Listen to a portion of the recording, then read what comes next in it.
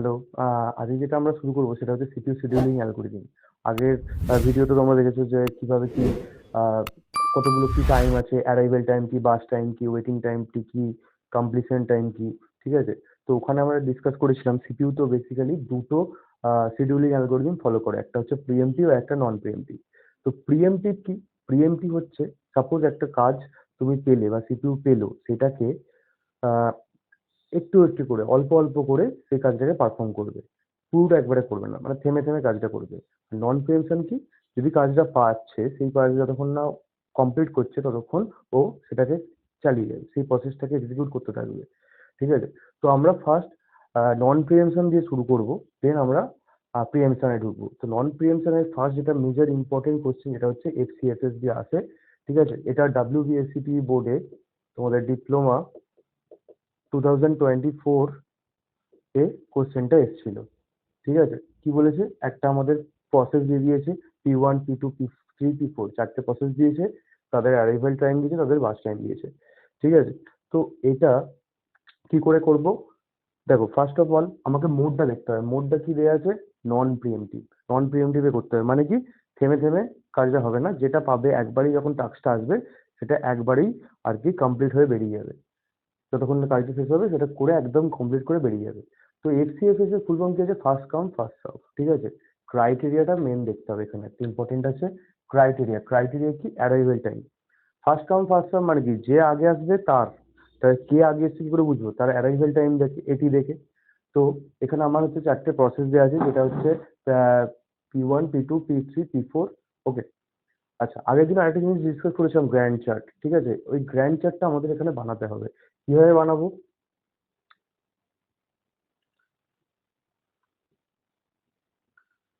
Grand chart বা GC, এই দিকটা আমরা টাইমটাকে মেনশন করব। ঠিক আছে, এবার দেখো জিনিসটা আমরা কেমন করে করছি। ফার্স্টে আমাদের টাইম কখন শুরু হচ্ছে? জিরো থেকে। আচ্ছা, জিরো যেই আমার শুরু হচ্ছে টাইমটা, আমার এখানে দেখতে হবে জিরোতে আমার কোন প্রসেসটা অ্যারাইভ করেছে। জিরোতে আমার P1 অ্যারাইভ করেছে। P1 জিরোতে আমার অ্যারাইভ করেছে, তাহলে P1 কে আমি নেবো। কতক্ষণ অবধি চালাবো? ওর বাস টাইমটা দেখে চালাবো, 8। তাহলে কি, 0+8 অবধি আমি চালালাম P1। ঠিক আছে, টাইম এদিকে, তো 0+8 অবধি P1 চললো। তাহলে P1 এর কমপ্লিশন টাইম কত হচ্ছে? কখন শেষ হলো? 8টার সময় শেষ হলো। ঠিক আছে, এরকম টাইম ভাবে ভাবতে পারো, 8টার সময় বা 8 ঘন্টা, এরকম ভাবে ভাবতে পারো। ওকে, দেন হচ্ছে P2। P2 কখন এসছে? 1-এ চলে এসছে। আচ্ছা, এখন আমার টাইম কত? 8। তাহলে ওই টাইমের মধ্যে আমাকে দেখতে হবে কে কে অ্যারাইভ করেছে। অ্যারাইভ করেছে first of all P2 arrive করেছে। P2 অ্যারাইভ করেছে, দেন অ্যারাইভ করেছে P3 আর P4, সবাই, তার মানে আমার সব প্রসেসগুলো অ্যারাইভ করে গেছে। তো এবার কে আগে এসছে এর মধ্যে? P2 এসছে আমার 2টোর সময়, পি P2 এসছে আমার, সরি, 1টার সময়, P3 এসছে আমার 2টোর সময়, P4 এসছে আমার 3টের সময়। তাহলে কে আগে এসছে? P2। তাহলে কাকে আগে নেবো? First come first serve, arrival time আমার ক্রাইটেরিয়া, তাহলে আমার P2 কে আগে নেবো। আচ্ছা, P2 কে কতক্ষণ অবধি সিপিইউ কে দেবো কাজ করতে? P2 কে দেবো আমি 6 ঘন্টা অবধি। তাহলে তাহলে আমি এবার নেক্সট, তাহলে P2 কখন শুরু হবে? কটায় শুরু হলো? 8টায় শুরু হলো। তাহলে এখানে কি হবে? 8+6 কত হচ্ছে? ঠিক আছে, তো 14টা অবধি P2 আমাদের কাজ করলো। ঠিক আছে, দেন এবার আহ আমার তো সব প্রসেসই অ্যারাইভ করে গেছে, তার মানে কি অ্যারাইভ কোথায় করলো? রেডি কিউ বলে একটা জিনিস আছে, আমি আগের বারে পড়েছিলাম যে শিডিউলিং, হ্যাঁ, প্রসেস শিডিউলিং যে আমরা ওখানে বুঝিয়েছিলাম, ওখানে দেখবে ভিডিওটা। তো রেডি কিউতে আমার প্রসেসগুলো হোল্ড করে আছে, সবাই রেডি হয়ে আছে, কে কখন যাবে, শিডিউল কখন দেবে। তো বেসিক্যালি শিডিউল অ্যালগোরিদম, এটাই শিডিউলার বলে একটা জিনিস ছিল ওখানে, ওইটাই বেসিক্যালি শিডিউলিং অ্যালগোরিদম। কে কখন কাজটা দিচ্ছে সিপিইউকে, সেটা ওখানে দেখছে। তো এবার কি আছে? P3। ঠিক আছে, P2 আমার তো কমপ্লিট হয়ে গেল। P3 হচ্ছে 2টোর সময় এসছে। তাহলে আমার নেক্সট আমি P3 কে নেবো। কত অবধি কাজ আছে? 4 ঘন্টার ওর কাজ আছে। তাহলে এখানে কি করব? 14 থেকে আমি কি করবো? 4 ঘন্টার বাড়ি প্লাস করে দেবো। P3 14+4 আমার 18। দেন আমার, তাহলে P3 কমপ্লিট হয়ে গেল, লাস্ট আমার P4ই বাকি আছে। তাহলে P4 কে আমি দেবো এরপর, সে সব থেকে লাস্ট আছে, তো এই জন্য সব থেকে পরে ও কাজটা করতে পারবে। দেন ওর তাহলে কত টাইম? 3। 18+3 কত হচ্ছে? ওকে, 20, আচ্ছা সরি, এখানে হচ্ছে তোমার আমি অ্যারাইভাল টাইমটা দেখে ফেলেছিলাম। তাহলে আমার P2 এর কাজ কত, P4 এর কাজ কতটা আছে, 2 ইউনিটের কাজ আছে। তাহলে 18, তাহলে 18 + 2 তাহলে হবে 20। তাহলে আমার ওভারঅল সমস্ত প্রসেস আমার কমপ্লিট হয়ে গেল। আচ্ছা, এবার আমরা কি করতে হবে, এবার একটা টেবিল বানাতে হবে আমাকে। কি আসতে পারে টেবিলটা? প্রথম আমার টেবিলটা হবে কমপ্লিশন টাইম, মানে কখন কোন প্রসেসটা শেষ হয়েছে। দেন TAT, টার্ন অ্যারাউন্ড টাইম। আর লাস্ট তোমার WT, ওয়েটিং টাইম। ওকে। আরেকটা টাইম হয় রেসপন্স টাইম, যেটা আমরা বেসিক্যালি ওটা প্রিএমশন মডেলগুলোর ক্ষেত্রে কাজে লাগে। প্রিএমশন মোডের যে অ্যালগো আছে সেইগুলোতে কাজে লাগে। তো ফার্স্ট অফ অল সিটিটা আমরা কি করে পারবো দেখো ভালো করে। তো সিটি আমি কোথা থেকে দেখবো বলো তো? এই গ্র্যান্ড চার্ট থেকে দেখবো। আর কোন দিক থেকে দেখবো? এদিক থেকে দেখবো। ঠিক আছে, বেসিক্যালি বলতে চাইছি যে এই কর্নার গুলো দেখবো।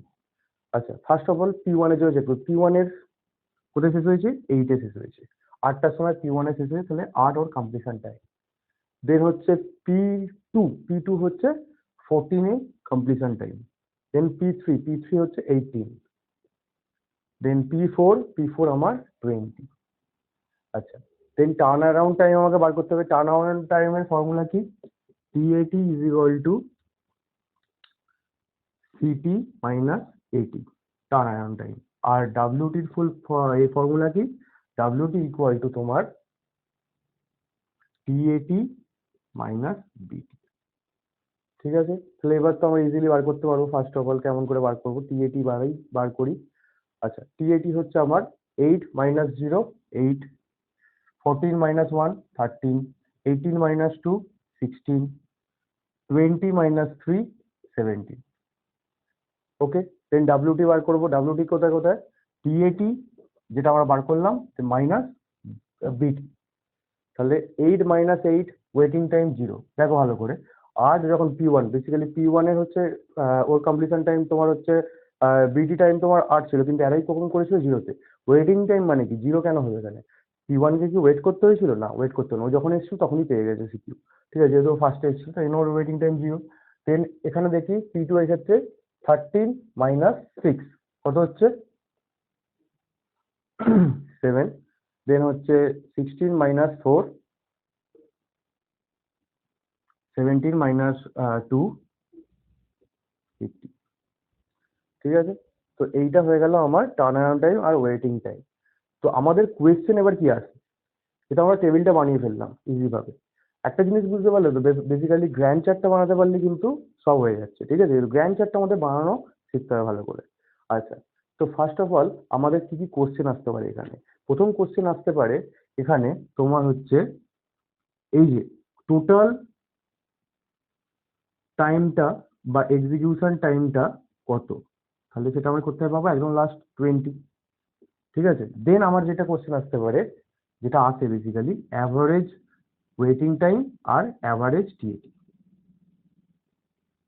অ্যাভারেজ কি করে বার করবো? কটা প্রসেস আছে বা এটা টোটাল করবো।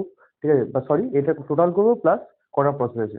আচ্ছা, তাহলে আমার অ্যাভারেজ TAT করতে গেলে ফর TAT তাহলে কি হচ্ছে তোমার 8 + 13 + 16 + 17/4। তাহলে আমার এখানে দেখতে পাচ্ছি যদি অ্যাভারেজ করার পর টোটাল এই নাম্বারগুলোকে প্লাস করবো by total number of process. কটা প্রসেস ছিল? 4টে। তাহলে টোটাল নাম্বারকে প্লাস করলাম বাই 4 করলাম। তাহলে আমার অ্যাভারেজ TAT আসছে হচ্ছে 13.5। আর অ্যাভারেজ ওয়েটিং টাইম আসছে সিমিলারলি সেম ভাবে যেমন TAT করলাম, অ্যাভারেজ TAT করলাম তেমনই টোটালগুলোকে প্লাস করবো বাই 4 করবো, মানে নাম্বার অফ প্রসেস করবো। যদি 3টে প্রসেস থাকে তাহলে 3 করবো বাই, তাহলে আমার 8.5। আচ্ছা, আরেকটা জিনিস আছে, সাপোজ আরেকটা জিনিস জিজ্ঞাসা করে যে সিপিইউ কখন আইডেল ছিল।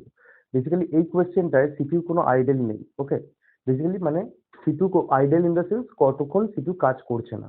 সাপোজ এখানে কোনো একটা জিনিস হলো, ধরো আহ, আমার হচ্ছে P4 এর, ঠিক আছে, P4